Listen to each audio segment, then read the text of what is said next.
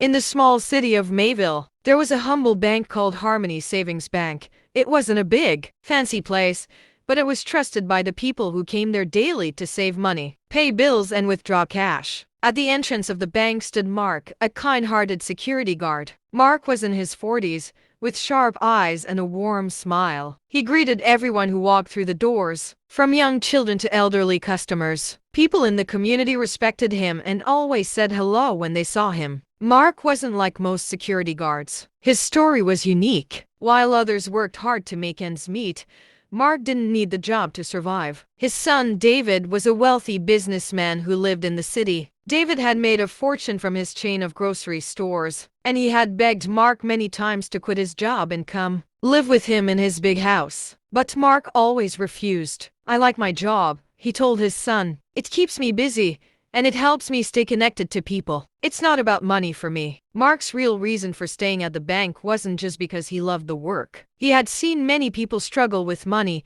just as he had in his younger days. Mark wanted to help, and his job gave him a front-row seat to people's lives, especially their silent struggles. A secret mission. One day, an elderly man named Mr. Thompson came into the bank. Mr. Thompson was a retired teacher who lived alone in a small house. Mark watched as the man approached the teller, his hands shaking slightly. "I'd like to withdraw some money for my medicine," Mr. Thompson said. The teller checked his account and looked at him sadly. "I'm sorry, sir. You don't have enough money in your account to withdraw." Mr. Thompson's shoulders sank, and he left the bank with slow, heavy steps. Mark couldn't shake the image of the old man walking away. That night, he called his son. "David," Mark said, "can you transfer $100 to my account? I need it for something important." David sent the money right away. Mark returned to the bank early the next morning and quietly deposited the $100 into Mr. Thompson's account. He left a note with the teller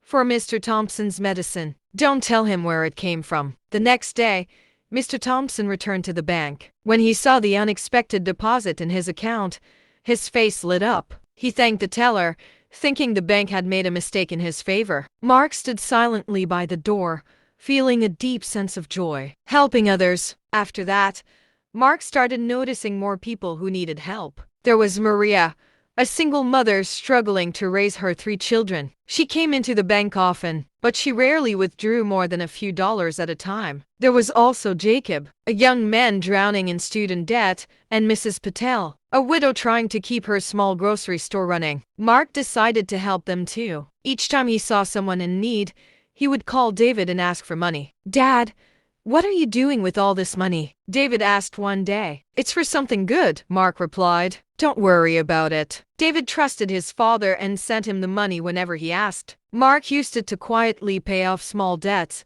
cover overdue bills, and leave surprise deposits in struggling accounts. He never told anyone it was him. Instead, he left simple notes with the tellers, for Maria's children, to help Jacob with his loan, for Mrs. Patel's shop. Mark didn't need recognition. The smiles on people's faces when they realized their problems had been eased were more than enough for him. Whispers of a kind stranger. Over time, people in Mayville started talking about the mysterious deposits. Customers whispered about the kind stranger, who seemed to know when they needed help most. Some thought it was the bank's way of giving back to the community, while others believed it was an anonymous benefactor. Mark stayed quiet and continued his work. He enjoyed hearing the whispers, knowing the truth but never saying a word. A visit from David. One day, David decided to visit his father at the bank. He watched as Mark greeted customers with a smile, helped elderly people carry their bags, and made small talk with the children who came in with their parents. "Dad,"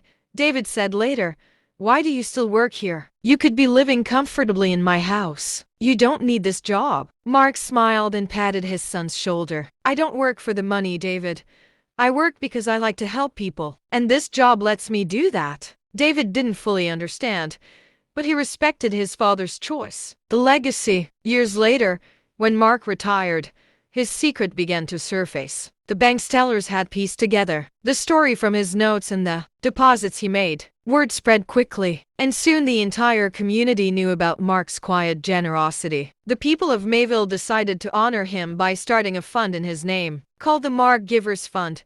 It was designed to help struggling families and students, just as Mark had done all those years. Mark spent his retirement surrounded by the people he had helped. He never took credit for what he had done, but his actions left a lasting impact. And though he lived a simple life, he was remembered as a man who gave from the heart, not because he had to, but because he cared. Please subscribe and make sure to hit on the notification button to know when we upload a new video. Please also like, comment, and share. Make sure to comment where you are watching from and what you learned from this story.